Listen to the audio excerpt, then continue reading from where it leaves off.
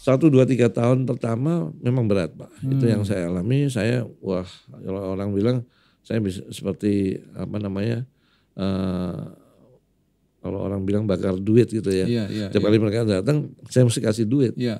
Kalau nggak ada duit, ya nggak datang. Nggak gitu. datang. Wow. Cuman untuk mengubah stigma itu gimana akhirnya Pak? Sejalan waktu kita masukin terus dengan firman Tuhan dalam setiap kali ibadah, dan akhirnya pada saat sekarang setelah kita berdiri yayasan ini, puji Tuhan tidak ada Pak ya.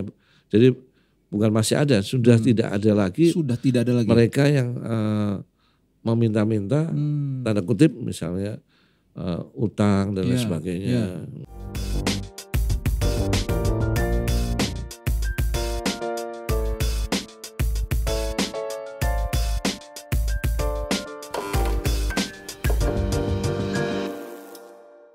Kembali bersama saya Billy Lantang di Billy's Coffee Table. Pada hari ini kita kedatangan tamu istimewa, Bapak Hendro Saputra. Tepuk tangan semuanya.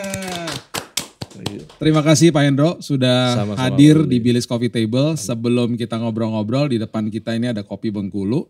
Ditanam katanya di ketinggian 1.500 meter Pak. Berarti cukup tinggi ya. Dan rasanya ada rasa-rasa aftertaste-nya rasa lemon. So kita seruput dulu Pak. Pak. Mungkin nanti kali rasa lemon ya. Berasa kopi sih kalau sama. Oke, Pak Hendro, saya mendengar tentang profilnya Pak Hendro ini luar biasa. Jadi Pak Hendro ini memulai sebagai pengusaha. Betul, dan kemudian dipanggil Tuhan untuk melayani tunanetra ya Pak ya. Dan mempunyai yayasan yang bernama Yayasan Bersama Sahabat Tunanetra. Nah bisa bercerita Pak kira-kira seperti apa dulunya dan sampai ke dipanggil Tuhan sampai ke pelayanan ini gitu. Oh baik Pak Billy. Sebelum tahun 2012 saya itu pengusaha mobil bekas Pak ya. Dengan nama Beskar Mobilindo. Beskar Mobilindo. Dan itu sudah dari tahun 1988 ya. Dan saya di Jakarta Pak ya? Di Jakarta ya. Dan saya memang secara rohani naik turun Pak. Naik turun. Dan tiba-tiba memang karena situasi dan pergaulan biasanya Pak ya. Jadi tahun 2000 saya harus ditahan Pak. Ditahan apa nih Pak? Ditahan polisi? Ya ditahan polisi betul. Wow. Jadi biasa Pak, pergaulan bebas, kasus narkoba. Ditahan karena kasus narkoba? Iya. Wow. Di tahun 2000 itu saya memulai pertobatan saya itu Pak. Sebagai orang Kristen gitu. Setelah ditahan nih mulai pertobatannya di situ? Setelah ditahan betul. Iya. Setelah ditahan. Jadi setelah itu saya berjalan kembali dengan bisnis dan pelayanan saya. Dan saya juga belum kepikir gitu saya punya pelayanan dengan tunanetra. Tepatnya pada tahun 2012 ketika bisnis saya mulai bergerak maju kembali. Setelah saya ditahan, saya berdiri lagi, berjuang lagi, dan tahun 2010 itu bergerak maju lah ya kurang lebih. Berapa lama Pak ditahannya? Seharusnya 6 tahun Pak. 6 tahun? Tapi ya saya direduksi 50%. 50%? Iya, jadi 3 tahun. Ya. Oke. Ya. Jadi lanjut pada tahun 2012 saya membeli satu properti Pak, satu properti di mana itu ada beberapa ahli waris dan saya saat itu percaya dengan satu yang dipercaya ahli warisnya. Dan saya sudah membayar sebagian kita sudah bangun juga tanah itu. Dan tiba-tiba ahli waris itu nggak mau tanda tangan itu Pak. Bahkan yang diwakilkan meninggalkan lokasinya kemana kita nggak tahu.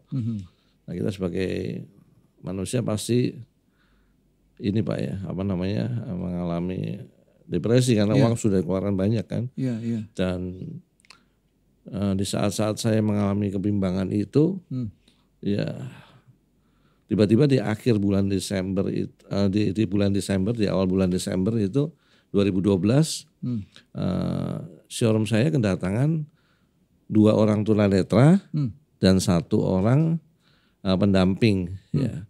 Nah di situ dia tiba-tiba datang ke tempat saya. Dan seperti biasanya kalau saya didatengin orang-orang seperti itu, saya nggak suka gitu. Pasti anak buah saya, udahlah dibagiin Bapak aja, nggak mau ketemu kasih gitu ya, ya, kan, nggak iya. usah ketemu, bagiin aja. Tapi ketiga orang itu menunggu saya terus Pak sampai jam 5, setengah 6 sore, dan sampai saya keluar masih ada di situ. Adalah sudah dibagikan sesuatu lah ya. Tetap nggak mau pergi. Tetap nggak mau pergi. Dan dia sebut nama saya, biasa sebut nama saya Hendro gitu Pak Hendro. Padahal nggak kenal. Padahal nggak kenal. Ya. Di situ saya kasih kesempatan mereka untuk masuk ke dalam dan kita berbincang-bincang. Mereka kok ke tempat saya itu ngapain? Saya bilang ya. Ya saya sedang cari tempat untuk ibadah Natal. Mereka katakan gitu. Ibadah Natal di bulan Desember nanti, di pertengahan bulan Desember. Tapi ditolak di satu tempat yang dekat tempat saya, ditolak di tempat ibadah itu. Karena tidak diizinkan untuk ibadah tunanetra. Gitu. Terus dia sedang mencari-cari, kata dia Tuhan tuntunkan arahnya ke showroom saya katanya, untuk mendoakan saya. Untuk mendoakan saya dulu. Oh. Saya bilang, kamu tahu masalah saya nggak tahu, tapi Tuhan tahu. Dan dia berdoa untuk saya sampai akhirnya saya yang biasa benci sama tunanetra, sampai saya luluh karena dia mengerti masalah saya. Waktu berdoa itu Pak. Nah dia mengerti masalah saya, akhirnya singkat cerita akhir pembicaraan dia tetap ingin mencari tempat. Ya. Dan saya memutuskan saat itu untuk sudah pakai tempat saya, showroom saya, mobil nanti saya keluarin semua. Untuk tempat ibadah? Ya, untuk ibadah, namanya ibadah tunanetra saat itu. Nah, saya tanya undang berapa orang? 200 orang. Oke. Pakai saya bilang tempat saya. Nanti saya keluarin mobilnya, Bapak ibadah di situ. Ya. Dan singkat cerita sudah diadakan ibadah yang pertama kali di tahun 2012 itu. Dan di awal bulan berikutnya, tanpa disengaja dan bagaimana, tiba-tiba si pemilik tanah itu yang saya sedang bangun itu, dia menghubungi saya secara tidak tiba-tiba ini Pak. Yang tadinya ngilang itu ya? Nah tadinya ngilang tiba-tiba menghubungi saya. Nah, jadi saya nggak habis pikir, ini wah dahsyat pekerjaan Tuhan itu. Ya. Sebelum orang tunanetra itu datang Pak, kan Bapak tadi berkisah waktu ditahan terus akhirnya menyerahkan hidup sama Tuhan. Oh iya, betul kan? Nah waktu mengalami dilema itu dengan properti itu, kecewa nggak sama Tuhan? Oh saat itu ya saya kok ternyata gini gitu, ikut Tuhan kok ternyata jadi susah saya, gitu. Sebenarnya secara manusia kecewa Pak, kecewa. Ya. Sebagai waktu itu saya memang pelayanan biasa Pak, jadi belum terlalu mendalam lah ya. Jadi pasti hati nurani saya kecewa. Saya sudah melayani, saya sudah ini dan menjabat sebagai family altar dan lain sebagainya. Kok Tuhan kasih saya cobaan berat begini ya. Uang saya sudah tabur semua. Ini bisa hilang semua karena mereka mengadakan gugatan kan.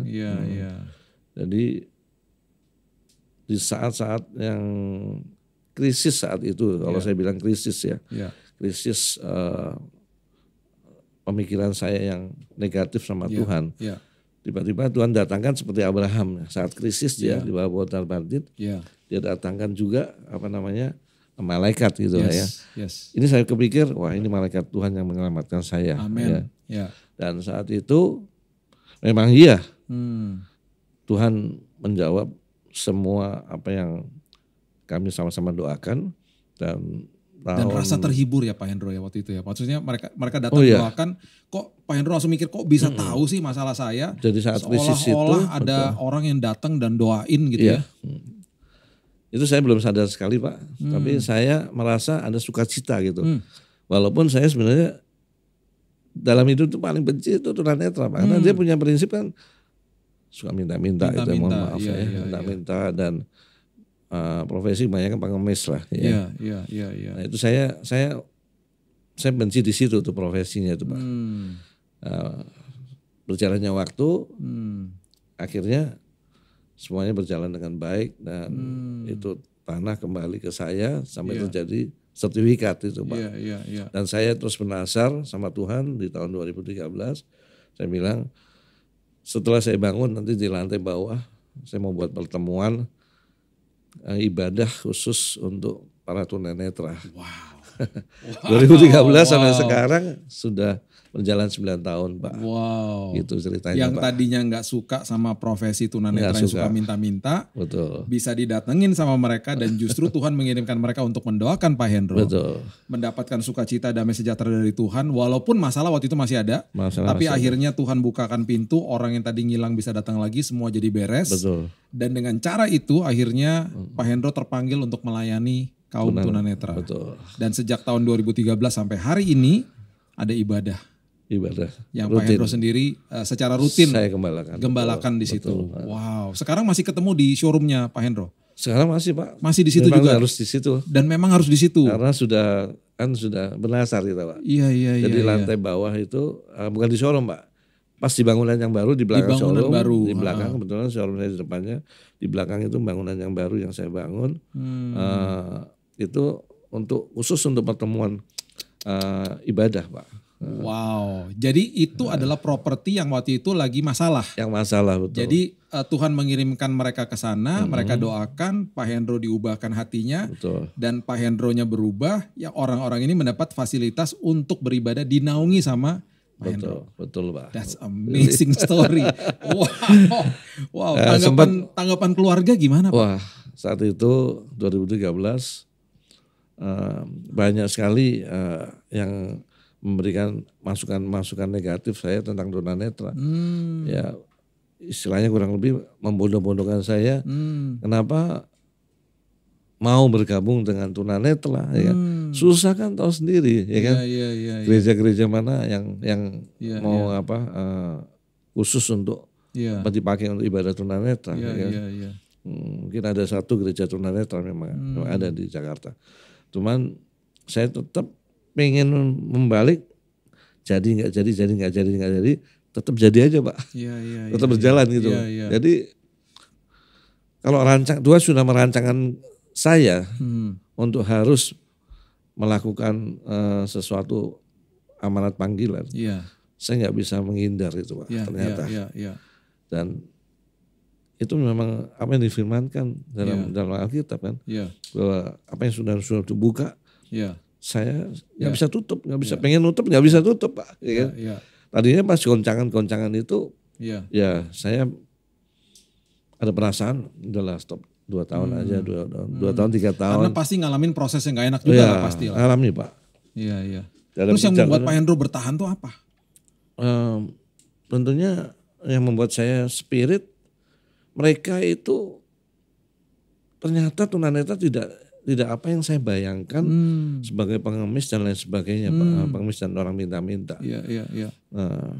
Karena memang sebagian betul sebagian, tapi seringkali image dunia bahwa kalau tunanetra terus pasang papan di badannya tulis minta belas kasihan dan karena lain saya nggak bisa lihat gitu di Amerika kan Bapak sering lihat tuh di jalanan ada tulisan dan sebagainya. Dan itu hanya sebenarnya sebagian Pak. Tapi sebagian banyak yang memiliki iman percaya kepada Tuhan ternyata. Dan memang kerinduan saya saat itu, saya sempat mengatakan pada mereka, kita punya satu visi bahwa kita harus membangkitkan supaya kaum tunanetra ini tidak seperti apa yang di image oleh masyarakat. Stigma yang buruk itu tidak seperti jangan itu. sampai ini kita mesti rubahkan bahwa tunanetra ya makhluk ciptaan Tuhan yang sempurna juga. Dan mesti bisa melakukan hal-hal yang dahsyat kan pasti dan ajaib.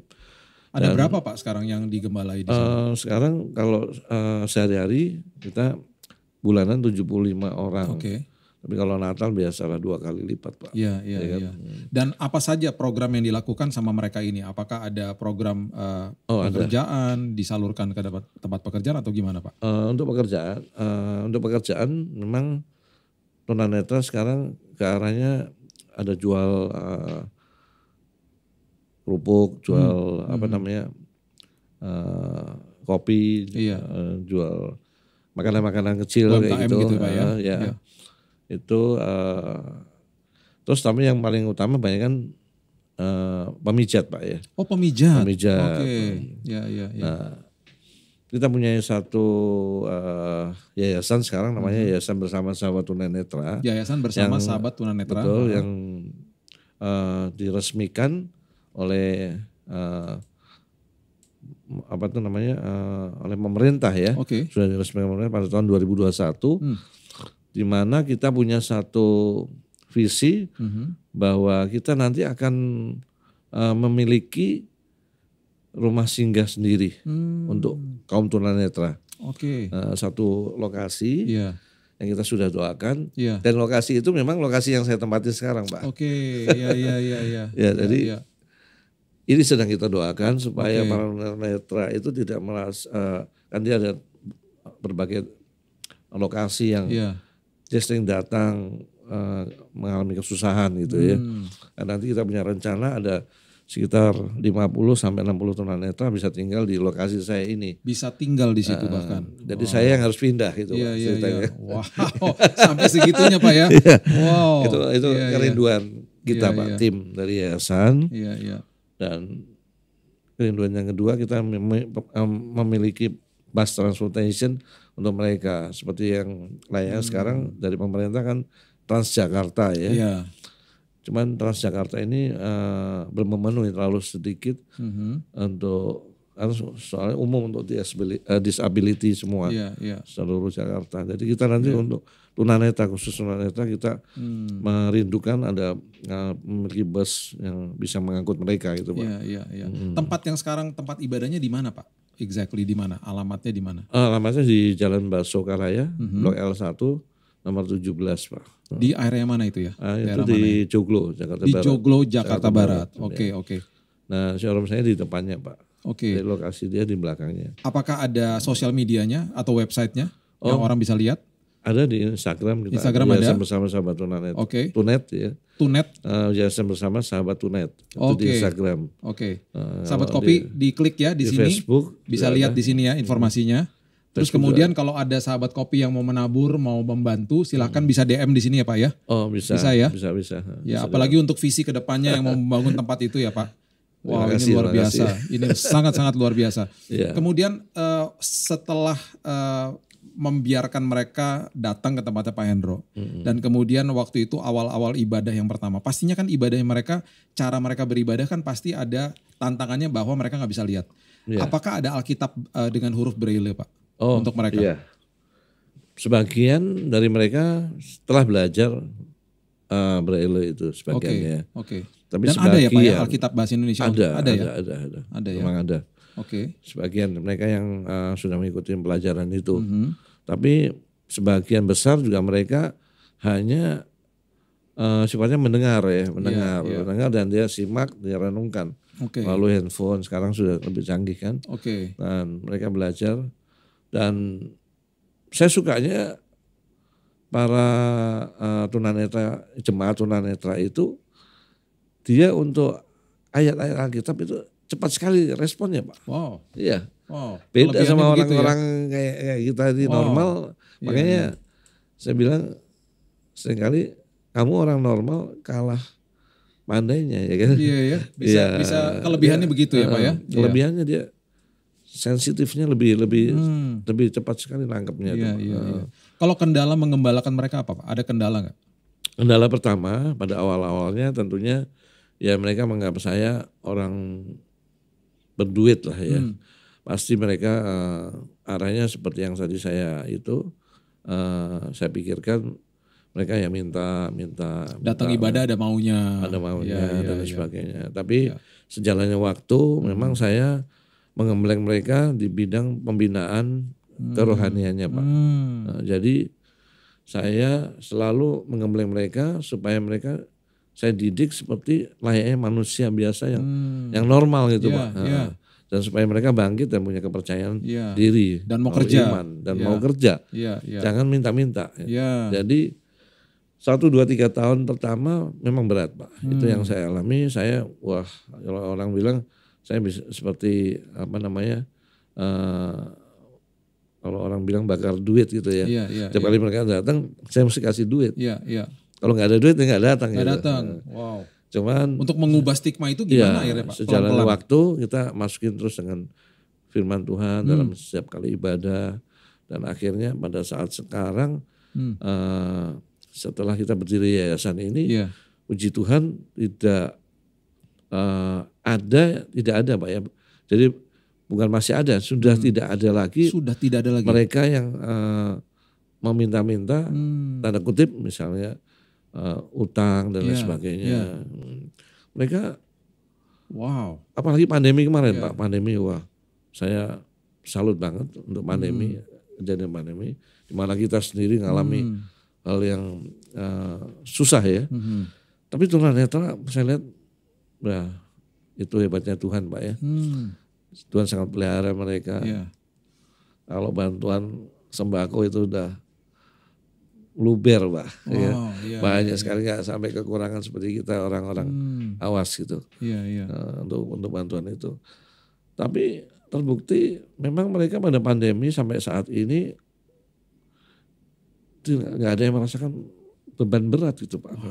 Mereka selalu, ini karena sudah disiapkan soalnya, Pak. Betul. Ya.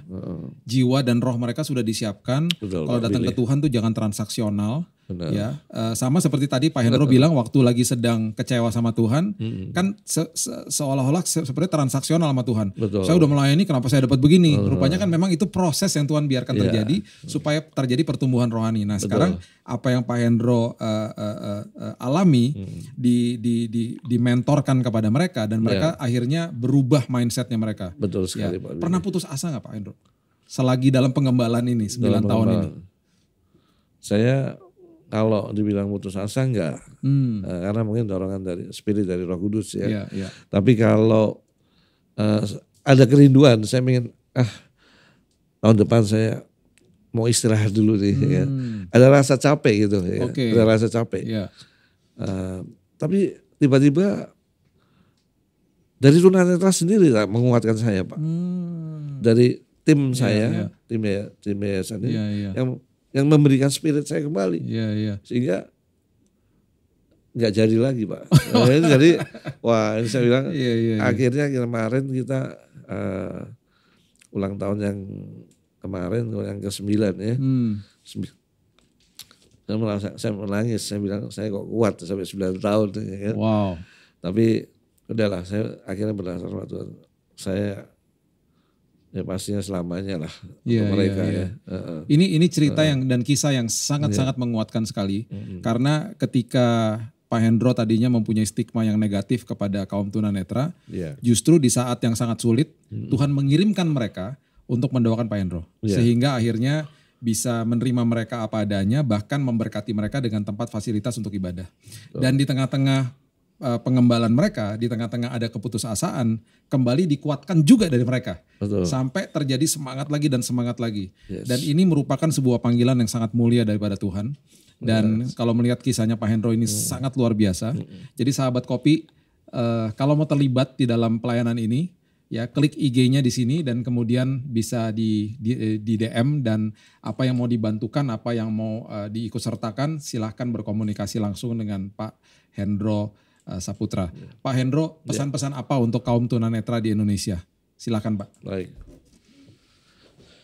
Ya, kerinduan saya untuk khususnya, kebetulan saya memang cuma mengembalakan tunanetra di sektor di Jakarta Barat dan Tangerang, Pak. Ya. Mungkin ada sektor-sektor yang di Jakarta yang lainnya, dan mungkin di seluruh Indonesia khususnya. saya menghimbau supaya tunanetra terus jangan sampai menyerah. Amin. Dalam situasi yang saat ini mungkin situasi yang belum baik. Saya menghimbau tetap terus tanamkan, terus berjalan sesuai dengan rancangan Tuhan. Amin. Dan tetap mengandalkan Tuhan, berserah kepada Tuhan, dan tentunya membuat satu pondasi yang lebih dalam lagi melalui firman Tuhan. Amin. Karena dengan firman Tuhan dan semua menjadi pelaku-pelaku firman, kita itu ternyata semakin dikuatkan. Termasuk saya juga semakin dikuatkan. Iman saya semakin bertumbuh, walau situasi mungkin sekarang ini untuk saya pribadi mungkin bisnis ya nggak begitu bagus seperti tahun 2019 sebelumnya. Tapi tetap apapun yang terjadi, jangan sampai pernah menyerah, jangan sampai kita hangs up. Karena Tuhan kita benar-benar Tuhan yang maha besar dan luar biasa dan dahsyat. Amin. Yang pasti tidak pernah meninggalkan kita. Amin. Itu aja Pak. Yes.